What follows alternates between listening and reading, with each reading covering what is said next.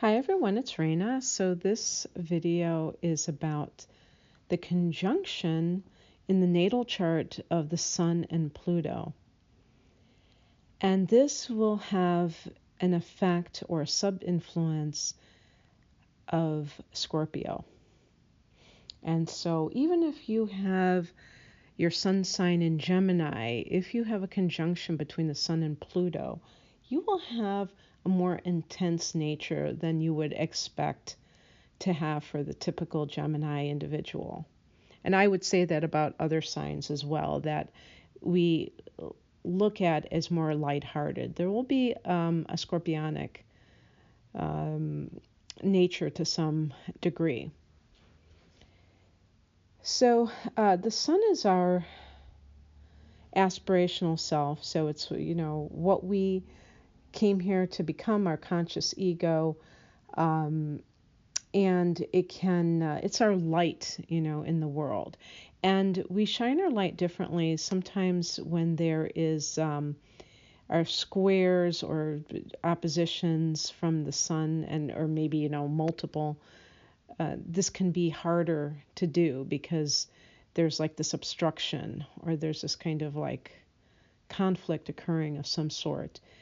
But if the sun is well aspected, there can be a lot of just easy flowing warmth that the person generates and that other people can sense. With this particular conjunction, this person may have what I would say is kind of a secretive nature, although I was just kind of refreshing my memory on this aspect, and I didn't see that in particular, but I know that that is true for Scorpio, and I know that Pluto is a planet that is connected to mystery. And there's an intensity, an emotional intensity that is present with this type of individual, and it can manifest as an obsessive nature. So this person definitely does not take life at face value and is not superficial. And therefore, everything that they pursue with a lot of, intensity to the point of obsessiveness. And this can include their relationships. There's a definite sexual aura that is present that other people may, sense, but the person is not going to be treating sex lightly. So even if they definitely find sex a powerful factor in their life, they still will have this reverence for it because Pluto is all about that probing, that deepness, and they don't want anything that is casual.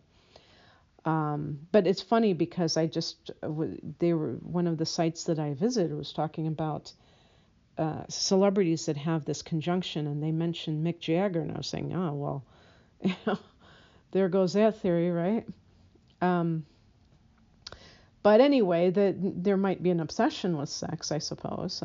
That could certainly be, especially since Mick Jagger is a Leo. But anyway, there's a regenerative, you know what? I've been trying to say this word, regenerative nature. Being able to regenerate means, rebirth. That is going on with this person. Now, the sun being that identity in the conscious sense, in the world, I call it the worldly sense, because the sun is going to also be goal-oriented and stuff like that, but it's not the true self, because the true self is devoid of an astrological sign. It's just for this lifetime, so it's going to be more of the conscious goals and identity. This is the part of ourselves that we identify with through what we do, for instance. Now, with this conjunction, the person may have different lifetimes within one lifetime in terms of things that they are doing. Let's say, their careers, because the sun could be connected to that. And that can be really interesting, I think, from the outside to see this individual and to see how they have changed over time. And the other thing about this is that they have the power, or you have the power, to do this for other people.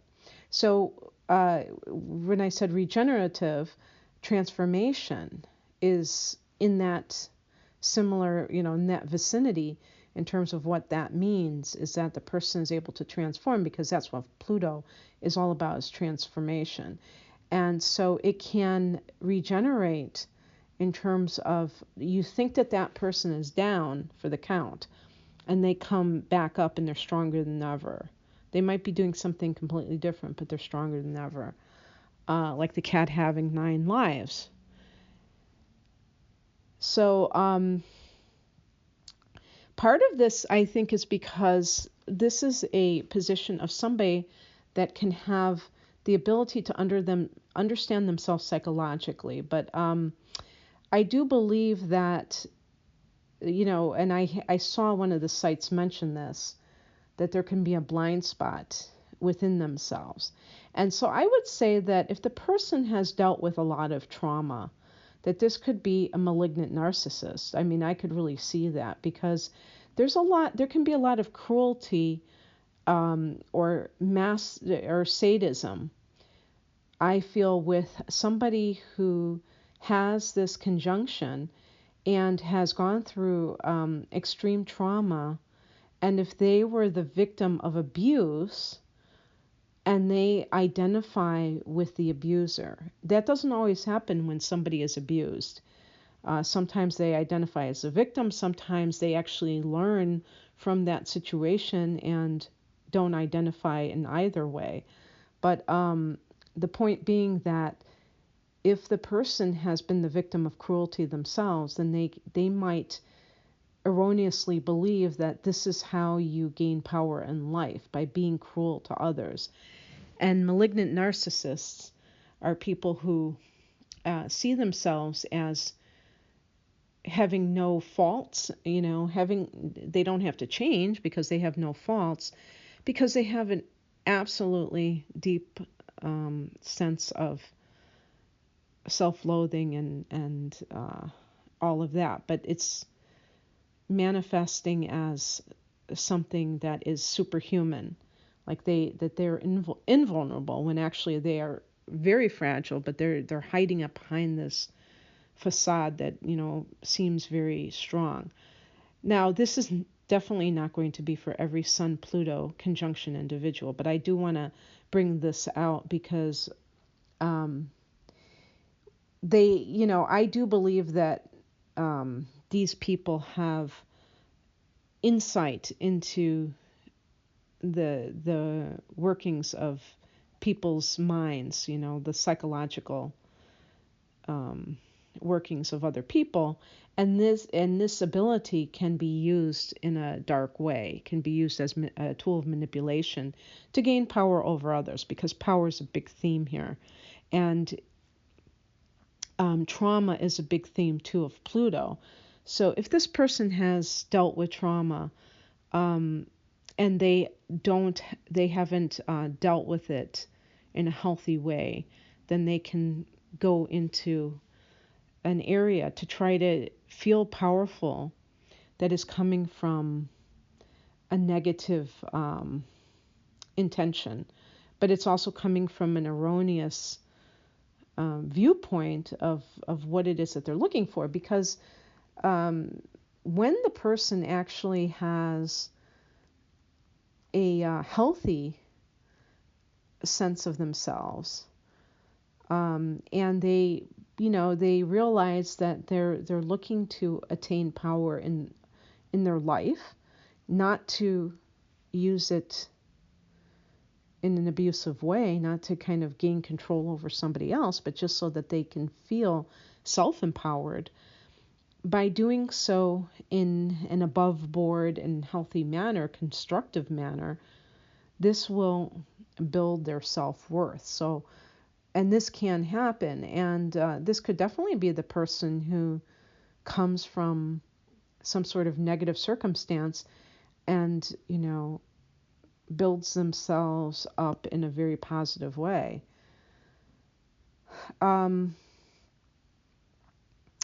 So there can be this suspicious nature that can end up backfiring on the person. And this is the same as we talk about with inner planets in Scorpio, where the person has an overly suspicious nature, and so they tend to kind of read into things too much. And something happens, sometimes if you accuse somebody of something long enough, they'll just say, screw it, I'm going to go out and do it, or I don't care anymore. And they end up creating the very thing that they fear. There's a strong sense of fearing with this sign losing, their control. And in relationships, for instance, this can manifest as the other person cheating on them, some sort of abandonment, betrayal of some sort. And because of their behavior, they may actually bring that about. And that would be the opposite of what they really want. So a person like this has to be committed to doing shadow work within themselves, to owning their power or looking for power in a positive way. I was just, they mentioned somebody, I don't know if it was like a famous person talking about black magic or something like this, and Pluto and Scorpio, the 8th house, are all associated with magic. And this is a perfect example of that, because sometimes I get a vibe with people. That's why sometimes the word magic and witches kind of creep me out, because I feel like if a person isn't balanced enough, and if they have, gone through experiences where they felt powerless, they can try to glom onto religious or spiritual practices like magic, for instance, where they try to control nature, they try to control other people. And these kinds of behaviors, to me, are not positive. I don't know if they're satanic or if it's taken to that level, but I think that they have a negative vibe attached to them when they are done coming from a place of lack of feeling, of a powerlessness, and trying to, gain it through these means.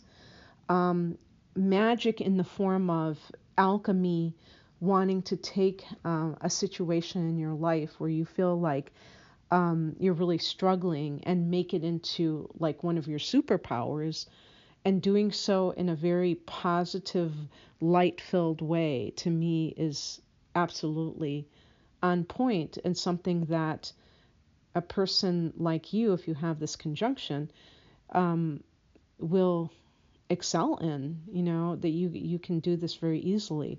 But you have to resist the temptation of, to me, I almost look at it as cutting corners, or allowing the lower nature to take over. And speaking of that, talking about sexuality, this can be a way that people attain power. And this is exactly what I'm referring to when I'm saying taking a shortcut.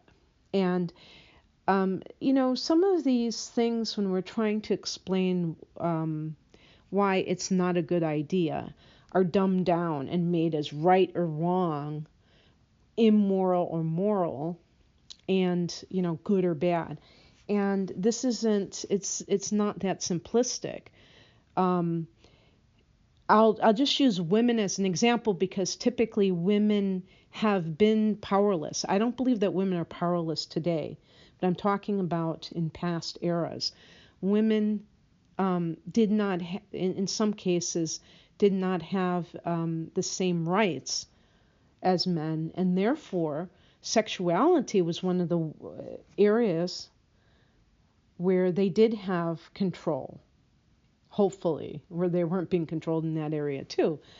But so utilizing sexuality to try to gain power may be something that somebody has to do, and this can even be, be in the form of sex work, of doing this for a living.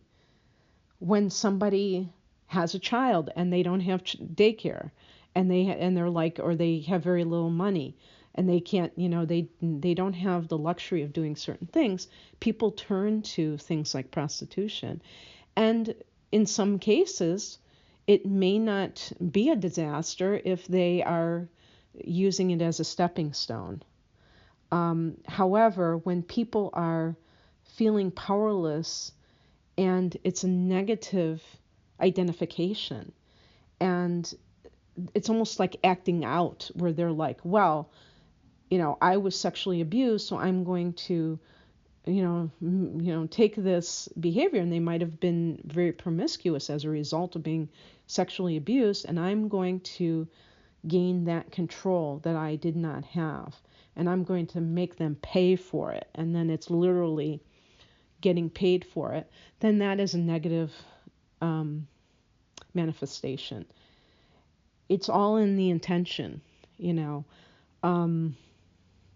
Some people will always think of sex work as bad. I don't see it that way. I really don't. I think that I never have understood why it has it's such a taboo, or it has such a negative, vibe attached to it. But I do believe that when people are coming from trauma and they are engaging in that behavior, then it's just kind of like re-triggering their trauma. It's not necessarily healing them. And Pluto has a very healing nature, so this type of person can be a healer.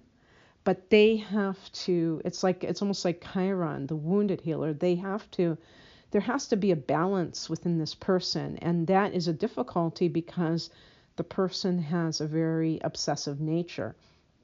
So just like the sign of Scorpio, there is such an extreme, this is an extreme aspect to have. And so the personality is going to have a certain extreme quality to it. And, like a very, they can be very dark or very light.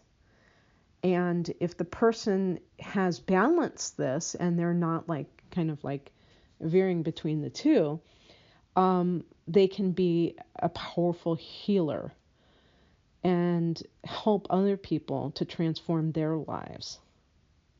Okay, that's what I have for you. I hope that you enjoyed this, and if you are interested in an astrology reading, I have different types, and the link is below if you'd like to see more information on that. Thank you for listening. Take care. Bye.